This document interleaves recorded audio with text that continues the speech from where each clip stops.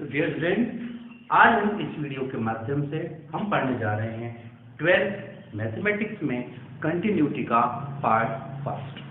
आज मैं सबसे पहले इस वीडियो के माध्यम से आपको ये बताऊंगा कि कंटिन्यूटी, जिसे हिंदी में हम सातत्यता कहते हैं, इस सातत्यता का मतलब क्या होता है। ठीक है, इसके लिए और इसको समझाने के लिए मैं सबसे पहले आपके सामने एक क्वेश्चन लेकर चलूंगा, एक ग्राफ लेकर चलूंगा। ठीक है, और इस ग्राफ के माध्यम से आपको मैं ये क्लियर करूंगा कि कंटिन्यूटी होता क्या है। देखिए, कंटिन्यूटी दैट मीन सातत्यता, और सातत्यता का मतलब ये होगा आपके पास सबसे पहले तो एक फंक्शन होना चाहिए। यदि फंक्शन नहीं है तो सातत्यता नहीं है। तो फर्स्ट थिंग इज दैट, सबसे पहले जो जरूरत की चीज है वो क्या हो, आपके पास एक फलन होना चाहिए।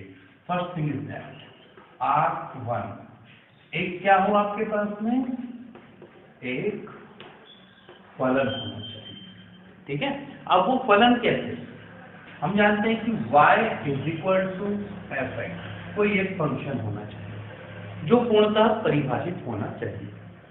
अब बात आती है, दूसरी बात क्या होनी चाहिए, एक फंक्शन है तो इस फंक्शन में हमें एक ग्राफ तैयार करना पड़ेगा। सबसे पहले इसके क्या निकालने पड़ेंगे हमको, सबसे पहले हमें बिंदु प्राप्त करना। अब सबसे पहले आप क्या करेंगे, इसमें सेकेंड पॉइंट में आप बिंदु प्राप्त करेंगे। इसका ये मतलब होता है कि यहां पर ये जो x होता है, x के जो भी संभव मान है 0, 1, -1, 2, -2, 3, -3, इस तरह से x के मान को आप चेंज करते जाएंगे, जिससे निश्चित रूप से y की वैल्यू भी प्राप्त होगी आपको। ठीक है, इस तरह से हम x और y के मान लाकर हम बिंदुओं के निर्देशांकों को सबसे पहले प्राप्त करेंगे। ठीक है, देखिए प्राप्त करना, उन्हें किस सिस्टम में रखेंगे, हम इस तरीके से कुछ रखेंगे, हम एक बॉक्स का निर्माण करेंगे ये इस तरीके से, और आप ये देख रहे हैं ये x और ये y। तो जब इस x की वैल्यू जो है आप रख सकते हैं 0, 1, -1, 2, -2, बहुत सारे रख सकते हैं। इसमें आपको एक बात का ध्यान रखना पड़ेगा, यदि आपके पास फंक्शन जो है वो लीनियर है, लीनियर कहने का मतलब कि रैखिक है, रैखिक कहने का मतलब कि एक घात वाला है। ठीक है, एक घात वाला कोई समीकरण है, तब तो आप क्या करेंगे, अगर 2 वैल्यू भी आप प्राप्त करते हैं तो आपके लिए सफिशिएंट होगा। लेकिन यदि आपके पास कोई फंक्शन ऐसा है कि वहां पर जो इंडिपेंडेंट वेरिएबल है उस पर जो पावर है, यानी जो घात है, यदि वो 1 से ज्यादा है तो आपको 6, 7, 7, 9, 11 ऐसे कुछ मान आपको प्राप्त करने पड़ सकते हैं, तब आपको पता चलेगा कि उसका ग्राफ कैसा होगा। ठीक है, हम इसको एग्जांपल में आपको क्लियर करेंगे। रैखिक समीकरण का मतलब होता है, जैसे कि आपने लिया y = 3x + 4, तो आप देख रहे हैं कि x की पावर कितनी है, ये 1 है ना, इसका मतलब ये क्या है, लीनियर है। हिंदी में इसे कहा जाएगा कि वो क्या है, रैखिक है। तो आपको कितने पॉइंट लेने हैं, मिनिमम 2 तो आपको लेने पड़ेंगे। ठीक है, 2 ले, 3, 4 आप जितना चाहें, लेकिन मिनिमम यदि 2 भी आप लेते हैं यू कैन मेक ग्राफ, आप ग्राफ बना सकते हैं, डोंट वरी। ठीक है, अब बात आती है क्या करना पड़ेगा,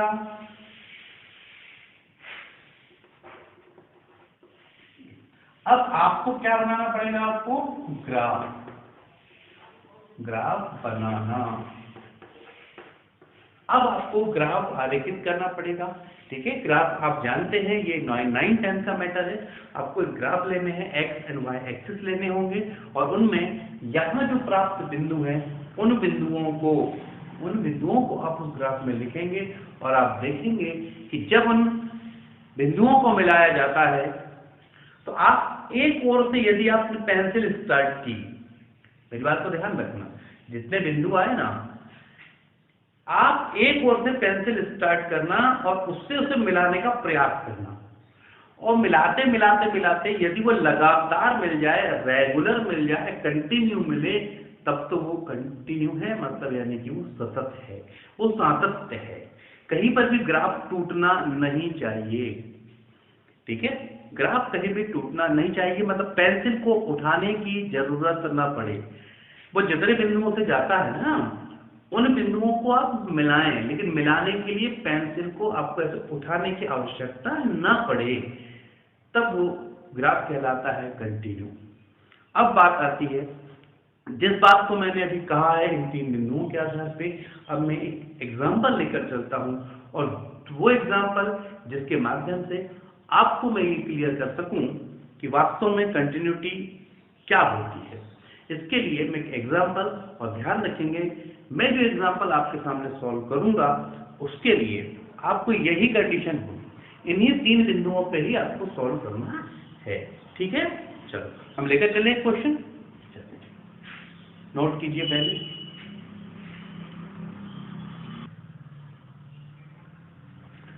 अब हम देखते हैं कि आपके सामने एक एग्जांपल है y = 2x, और y = 2x, इसका मैं एक ग्राफ तैयार करता हूं, और ग्राफ के माध्यम से मैं आपको ये बताना चाहूंगा कि ये कंटिन्यू है या नहीं, ठीक है। सो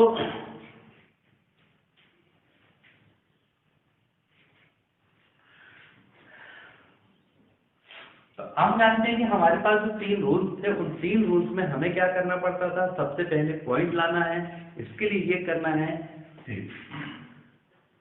अब हम यहाँ जब हम क्या करने जा रहे हैं, सॉल्व, तो सॉल्व करने के लिए सबसे पहले हमें पता है कि y = 2x है, हमारे पास इंडिपेंडेंट वेरिएबल क्या है, x है, x की वैल्यू रखनी है आपको, रखिए, ठीक है।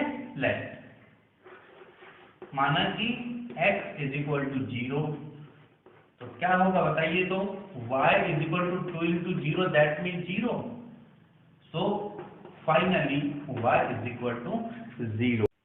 अब जैसे y 0 है, तो अब हम यहाँ क्या करेंगे, एक बॉक्स का निर्माण करेंगे, वो बॉक्स कुछ इस तरह से होगा, ये बॉक्स मान के चलते हैं, ठीक है। ये x और ये y, तो जब हमने यहाँ पर x की वैल्यू कितनी रखी, 0 रखी, तो y की भी कितनी आई, 0, तो 0 0, ठीक है। तो अब इसका मतलब हुआ कि ये फर्स्ट पॉइंट क्या होगा, 0 0 होगा, एंड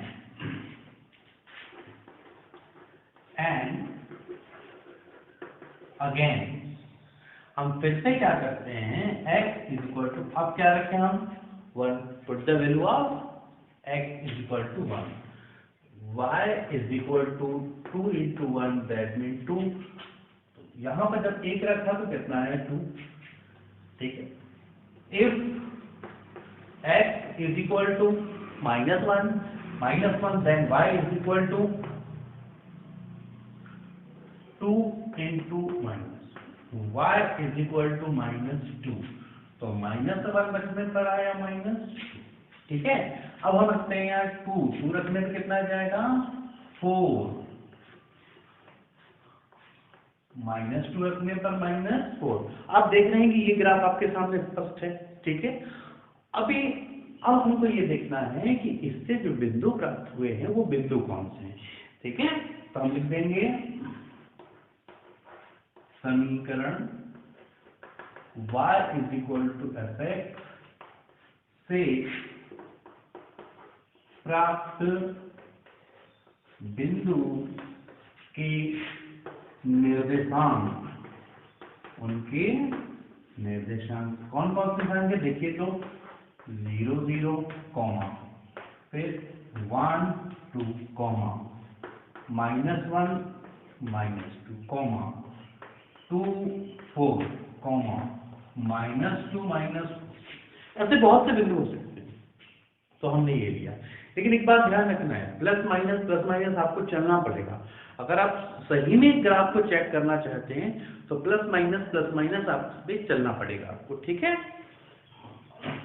तो मैंने फर्स्ट पॉइंट कहा था, पहले पॉइंट निकालना है, हमने पॉइंट निकाल लिया है। अब हम बनाएंगे इसका एक आलेख, ग्राफ बनाएंगे।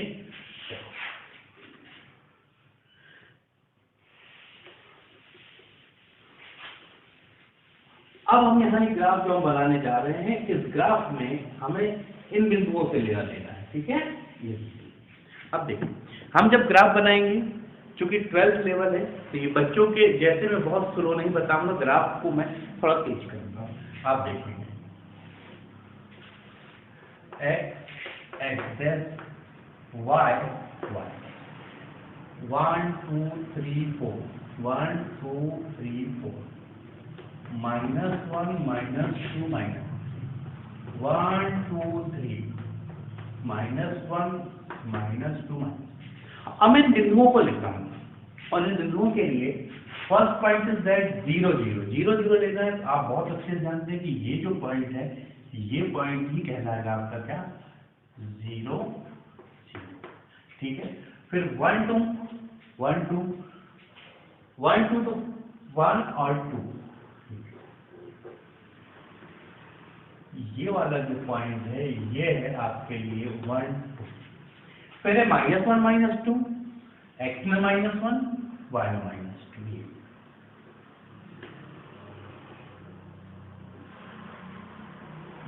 ये वैल्यू है -1 -2 की। अब हम देखते हैं यहां पर 2 4, x में 2 y में 4, x में 2 y में 4, 2 4 x 2 y 4।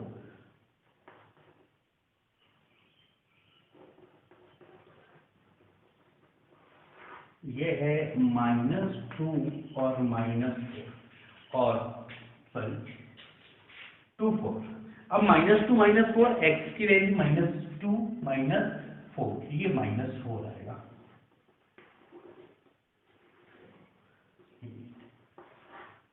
-2 -4। अब मेरी बात याद रखिए कि ये मेरे पास एक पेंसिल है, ठीक है, और मैं अब इससे ग्राफ बनाता हूं और किसी भी ग्राफ में जब मैं इसे लेकर चलूंगा तो कहीं भी ब्रेक नहीं होना चाहिए। देखिए,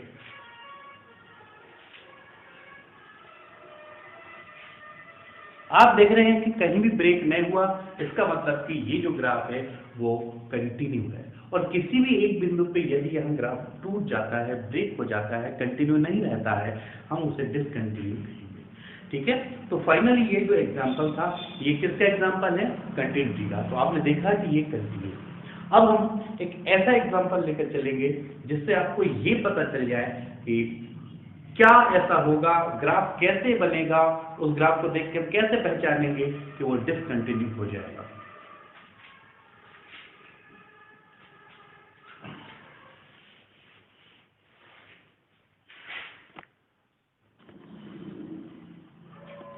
अब आपके सामने एक एग्जांपल ये है, y is equal to 1 for all x less or equal than 0 and y is equal to 3 for all x greater than 0। ये एक फंक्शन आपके सामने है और मैं इसमें बिल्कुल से पहले की तरह r1 r2 r3। r1 में आपको क्या करना है, सबसे पहले पॉइंट निकालना है, r2 में आपको ग्राफ बनाना है और r3 में आप अपने सारांश पे पहुंच जाएंगे।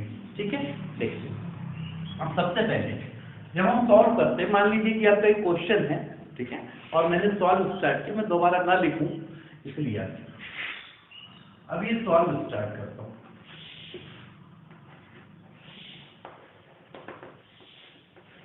ठीक है, वैसे एग्जामिनेशन में जब आप आएगा तो आप समझदार हैं, 12th के स्टूडेंट हैं, बकायदा आपको लिखना पड़ेगा गिवन दैट, यानी दिया है, दिया गया फलन, इसे जैसे का वैसा आप नोट कर देंगे। ठीक है ना, और आप लिखेंगे ज्ञात करना है, टू फाइंड, क्या ज्ञात करना है आपको, आपको ये if given function is continue yes और नॉट, दिया हुआ फलन एक सतत है या नहीं। ठीक है ना, अब मैं आपको सॉल्व बता रहा हूं। अब देखेंगे इस सॉल्व में सबसे पहले सॉल्व में हम जाते हैं तो आपको बहुत अच्छे से पता है कि सबसे पहले आपको पॉइंट निकालने हैं और पॉइंट निकालने के लिए क्या करना होगा, let x is equal to 0 और आप यहाँ एक बॉक्स जरूर बना लें, है ना, ये बॉक्स आपके बहुत काम का होगा।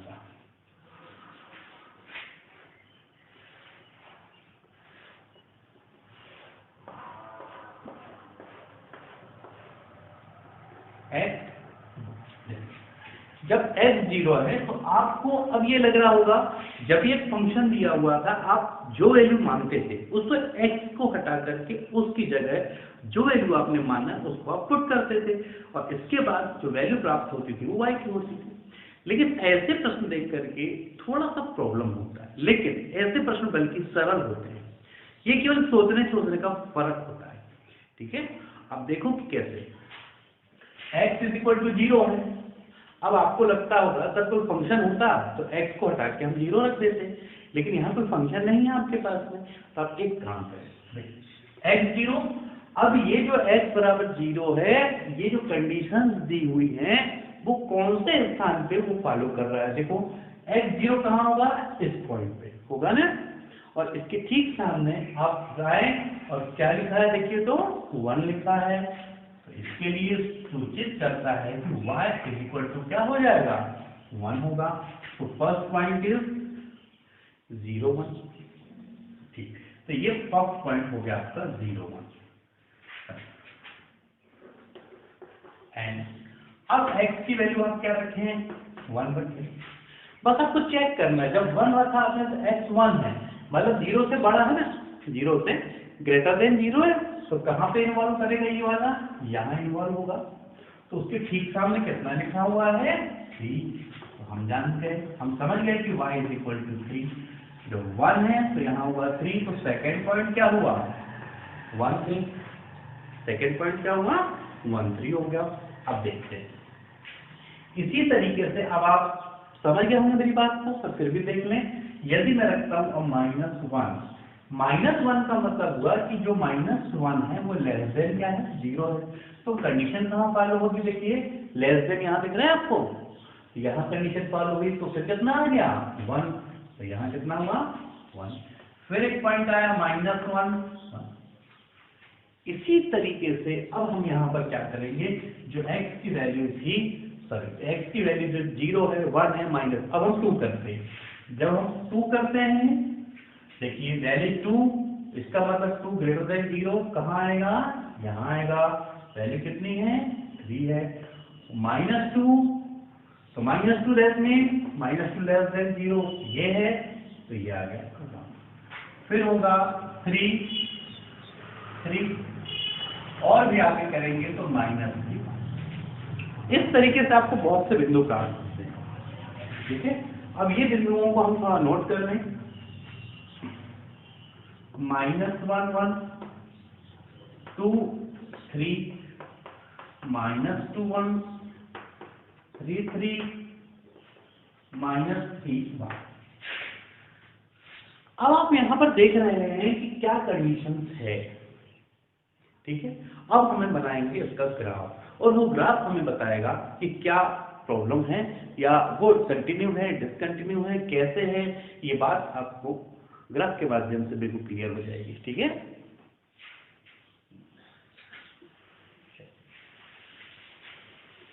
अब चलिए हम बनाते हैं इसका एक बहुत तेज गति से ग्राफ। ठीक है, चलो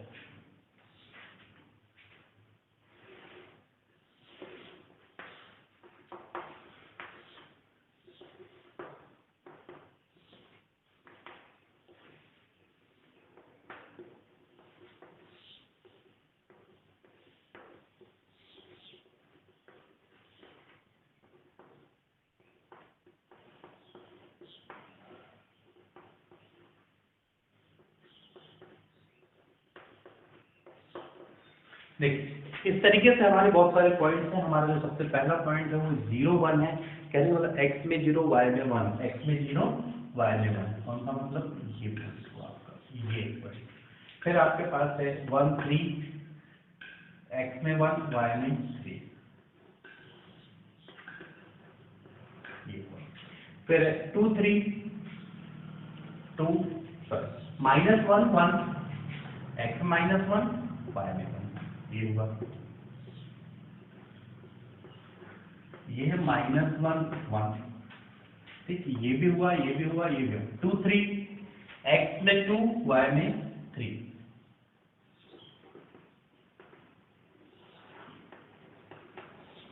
2 3 -2 1 -2 1,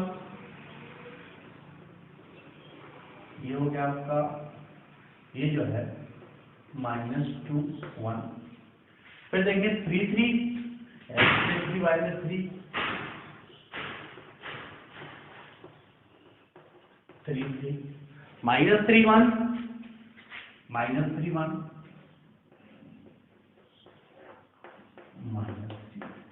तो आप यहाँ एक बात देख, तो हम यहाँ अब ये देख रहे हैं कि यहाँ ग्राफ में एक खास बात आप देख पा रहे हैं। देखिए है ना, ये मैंने पेंसिल, मान के लो पेंसिल की नोक है और ये मैं लेकर चला, ये आप देखिए ये ग्राफ इस तरह से ऐसे जाएगा, ठीक है। अब यहाँ आया तो कोई पॉइंट ऐसा नहीं कि मैं मिला सकूं, है क्या, नहीं है ना। अब देखो मुझे ये पेंसिल को उठाना पड़ा है, अब इसे मिलाना है, देखिए तो ये दोनों जो है एक दूसरे से टूटा हुआ है। आप अगर देखेंगे तो यहां से यहां तक जुड़ा हुआ था क्या, देखिए जुड़ा हुआ है और नहीं है ना। ये ग्राफ अलग है और ये ग्राफ अलग है, क्योंकि इनके बीच में ये ब्रेक है, टूटा हुआ है, इसका मतलब ये कि कंटिन्यू नहीं है। तो मेरे ख्याल से इस एग्जाम्पल के माध्यम से आपको मेरी बात समझ आ गई होगी कि डिसकंटिन्यू कैसे होगा, ठीक है। मैंने दोनों एग्जाम्पल आपके सामने रखे हैं, कंटिन्यू का भी और डिसकंटिन्यू का भी। और वैसे भी आप ध्यान रखेंगे, यहाँ ये तो कैलकुलेशंस है, लेकिन जब कॉम्पिटिशन एग्जाम में आप पहचानते हैं तो आपको ये तरीका थोड़ी काम आएगा। ये तो तब काम आएगा जब आपके पास 4 या 5 नंबर का कोई क्वेश्चन है, उसे सॉल्व करना है, तब के लिए तो ये ठीक है। लेकिन जब कॉम्पिटिशन एग्जाम में सॉल्व करना है तो आपको क्या करना होगा, इसके लिए मैंने स्पेशली आपको उन वीडियोस को देखना होगा जिनमें कॉम्पिटिशन एग्जामिनेशन की ट्रिक्स दी है। यकीन मानो इन प्रश्नों को कंटिन्यू डिसकंटिन्यू कैसे बताना है। आप जानते हैं कि JEE का जब पेपर होगा, within 60 seconds you will have to do answer within 15 seconds। आप 15 सेकेंड में जवाब तैयार कर लेंगे। ऐसी ट्रिक्स और ऐसी टेक्निक मैं आपको दूंगा, लेकिन इसके लिए बहुत जरूरी है कि आपको एक बार डिटेल पढ़ना पड़ेगा। Thanks for watching.